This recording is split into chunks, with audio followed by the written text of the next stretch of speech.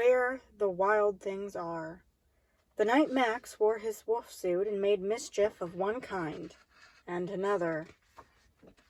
His mother called up, "Wild thing!" and Max said, "I'll eat you up." And so he was sent to bed without eating anything.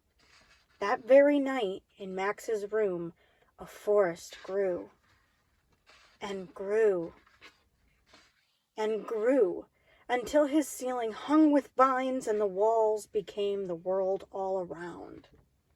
And an ocean tumbled by with a private boat for Max, and he sailed off through night and day, and in and out of weeks, and almost over a year, to where the wild things are. And when he came to the place where the wild things are, they roared their terrible roars, and gnashed their terrible teeth, and rolled their terrible eyes, and showed their terrible claws. Till Max said, "Be still!" and tamed them with the magic trick of staring into their yellow eyes without blinking once, and they all were frightened, and called him the most wild thing of all, and made him king of all the wild things. "And now," cried Max, "let the wild rumpus start."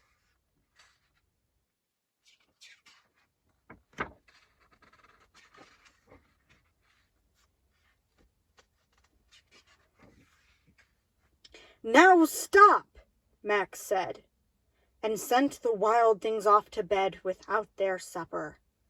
And Max, the king of all wild things, was lonely, and wanted to be where someone loved him best of all. Then all around, from far away across the world, he smelled good things to eat. So he gave up being king of where the wild things are. But the wild things cried, "Oh, please don't go. We'll eat you up, we love you so." And Max said, "No." The wild things roared their terrible roars, and gnashed their terrible teeth, and rolled their terrible eyes, and showed their terrible claws. But Max stepped into his private boat and waved goodbye, and sailed back over a year, in and out of weeks, and through a day, and into the night of his very own room, where he found his supper waiting for him. And it was still hot. The end.